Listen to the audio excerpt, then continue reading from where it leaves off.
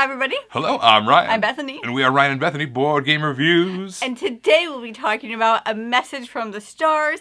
This is designed by Clarence Simpson. It is published by AllPlay. But before we talk about A Message from the Store, I have a message from the store? Yes, I have a message for you. Walgreens announcement. Clean up on aisle 3. This is a message from the store. Clean up on aisle 3. Message from the store. Subscribe. That was it. I was just subscribe. Clean up. Subscribe on aisle 3. Yes. Yeah. On whatever aisle you're on, subscribe. We're so weird. Thanks for watching, guys. I appreciate you.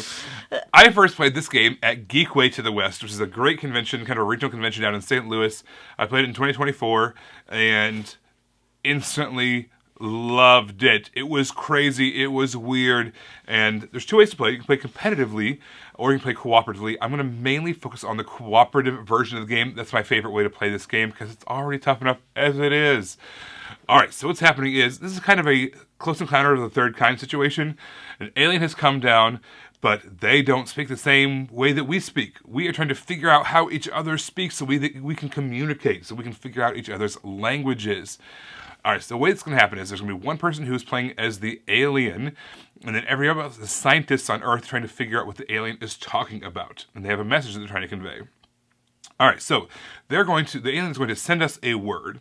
In addition to that word, they're also going to send us a score of what that means. Now, when I say score from here on out, it's not victory points kind of a score. It's just simply a score in terms of Value. Yeah, it's a win-lose cooperative kind of thing. Scores, there's no points. I'm just saying that that's how it is. All right, so they're going to give us a word and a score of that word. Now, what's going on behind the scenes is they have a divider. In that divider, they have a bunch of letters of the alphabet. They have a deck, and they're going to draw cards from that to fill in this board. 3 of the letters of the alphabet are scoring letters. They're worth 1 point per time they show up in that word. Then you have 2 more letters of the alphabet that are multipliers. They're doublers. Every time they show up, they multiply the score times 2. And then you have another letter of the alphabet that is a negative number. So let's say they give you a word, and it's a 3, but it's a negative 3. So you know that 3 of the letters that show up in that word, could be repeats of each other or not, are on their scoring card as a value card that are worth 1 point apiece. And because it's a negative number, you know that the negative number is also somewhere in that word. Negative letter. The negative letter is somewhere in that word. And so then you as a scientist have to figure out, okay, so we know that one of these is the negative, some of these might be scoring cards. Then you come up with a word yourselves as the scientists. You submit it to the alien, they write what the score is, and give it back to you. All right, so you're passing these words back and forth, giving each other the scores for those, so that way you can figure out what the alien's code letters are behind their divider. But in addition to that, they also have both the aliens trying to give us a message, and we're trying to give them a message. So the words that you choose not only are going to have to matter because of what letters they are, because you're trying to figure out what the letters are behind the alien's divider, but also you're trying to convey a message. So like on the back of the box, for instance, there's a message that says, it's the alien talking to us. Their end final message, what they're trying to convey was, our species is dying. We must acquire superheated air. So there's 3 words that they were trying to get us to guess. Acquire, superheated, and air. So over the course of the 4 rounds, some of the words that they are sending to us, in addition to helping with the score part of the word, they're also trying to get us to kind of clue into the word acquire or clue into the word superheated in some way, without, of course, saying the actual words as words that they're writing down. And we as the scientists are doing the same thing. On the words that we submit to the alien, they're also trying to clue into the thing that we are trying to talk about. It's a very... We're also trying to convey some messages as well as figuring out what the code is as well. It's a lot simpler than it sounds, while at the same time being way more thinky than it sounds. Yes, it's both. You hear Ryan describe it, and it's like, Yes, it's easier and harder than that. One of the things that I thought was very clever about this game is the message that you're trying to convey to your partner when you're playing this game, or your teammates when you're playing this game. And the reason why I think that's clever and good is you have all these letters, and somebody like me struggles with just coming up with a word, trying to implement those letters. But when I have that, it kind of narrows my focus. So not only am I trying to come up with a word, but I'm trying to come up with now. Not only am I trying to come up with any word, like literally any word, just as long as there's these letters in it. It kind of focuses the words that I can choose from, and that helps me actually. It narrows it a little bit, so it's not so open-ended and you can do anything. It narrows it down. Okay, what's a word that involves these, that involves that, and it kind of brings it into more focus, and it actually makes it. I don't want to say easier to play, but you're not just sitting there trying to think of just a word the whole time, because you have a direction to go in. So I thought that the message worked really well in making the game progress. So the alien in this game, they have all the information. Their main goal is to kind of come up with clever words that help people figure it out, but then also convey their message. On the scientist side of things, we have no information. So you're using logic to try to figure it all out based off of the information that you have. So it starts off earlier with inductive reasoning. So you have no or very little knowledge, and you're just throwing out an answer. Probably conveys your message a little bit, but you're just throwing out a word to see what comes back to you, and you don't have a lot of information. So you're using inductive reasoning early on, but then later on, as you gain more and more information, then you're using the deductive reasoning. Okay, so because this word had a score of 0, we know that none of these words were over here. They might still be doublers, but they're not over here. Okay, this one had a score of 4, so it was either 2 times 2, or it was 4 individual ones, or whatever the case is. So you're trying to use as much deduction as possible. So there's 2 different kinds of logic going on. This game is all completely just driven by that logic, and multiple kinds of logic, especially on the scientist side. And the difficulty of the cards you don't really have to worry about. So you do have these letters, and you're putting them in, and you're putting them in at random. However, all the slots are going to require certain types of letters. Basically, common, not so common, and extremely rare are the 3 categories. And you can't have more than 1 extremely rare card. So even if it pulls up when you're drafting the cards to put in these slots, you just tuck it under and you draft another card. So that helps you if you're the alien. You're not going to be like, I'm only going to have all these extremely. I'm only going to have like V's, X's, and Y's. And I'm not going to be able to get you to guess any of these things. It's not like that at all. So you have it. There has to be some difficulty in the game, right? So there's some slots that require like a medium or a harder relevancy letter, but not all of them are like that. So that's good that it gives you a span of things to work with. I think the theming for this game was right on point.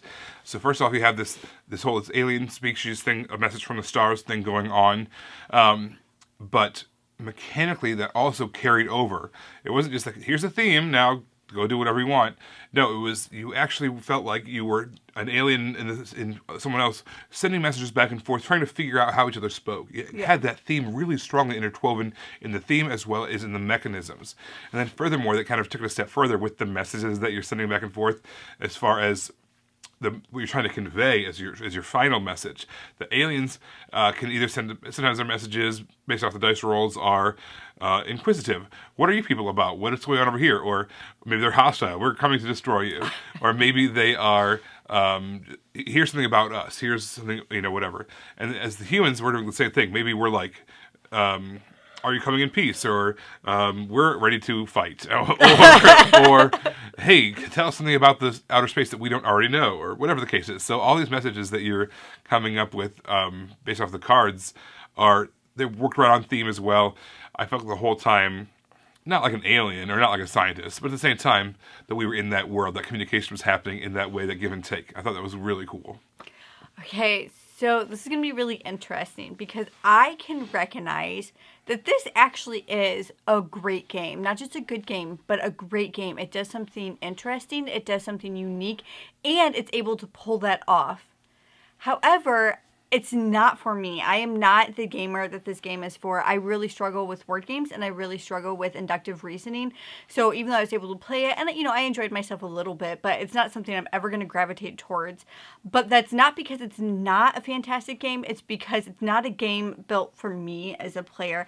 And I wanted to mention another thing. It doesn't matter if you're a good speller or not, because you're giving a score of whatever letters are in the word. So you can spell a word wrong and it doesn't matter as long as the score matches up with the sheet behind there. So it's kind of nice for those of us out there who are not excellent spellers. You don't have to be an excellent speller because it has to do with the letters. It doesn't have to do with spelling the word correctly. So that is a positive. It's just not a game that I am going to gravitate towards. But that does not mean it's an excellent game. It just means it's not a Bethany game.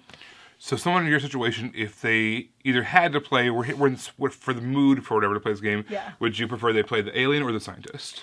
I think the alien, you just have a little bit more information. So it's not as stressful. Where the scientist, you don't have anything. And you're trying to, like you said, you're trying to do the inductive and deductive reasoning. So if we were to play this together, you would never get to be the alien.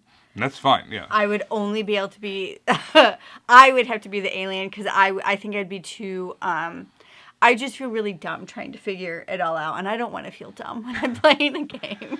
So I mentioned I got to play this earlier at Geekway. I was instantly hooked, and that stuff, in the more we've played it, has not changed. This is one of my favorite games that I've played this year, of games that came out this year. It is that good. This is right up my alley. The amount of thinkiness that happens, the cleverness you have to coming up with these weirdo things, and then trying to read behind the lines, behind the words, not only with the scores, but what are the words trying to say as well with the messages. It's just so very, very interesting to me. It does something that I like logic puzzles, and I've seen other logic games and stuff like that before. This is something very different, very different.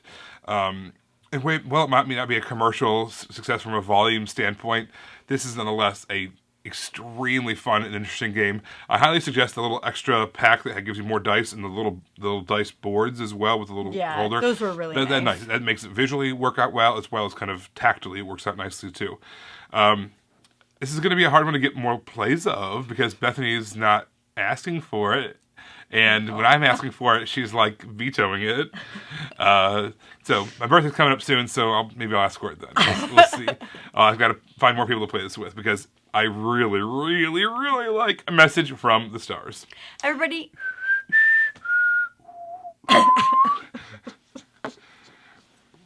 Clean up on aisle 3. Okay. Everybody, thank you so much for watching. Don't forget to subscribe so you can see our videos as they come out. Until then, you can find us in all of these places. See you next time, everybody. Bye. You guys, thanks so much for watching. This game was provided to us by a publisher in exchange for a fair and honest review. And if you want to see more stuff, check out over here to see something we think you might like. And over here, we think that YouTube has picked out a great video for you you're going to love. Thanks, guys. We'll see you next time. Bye.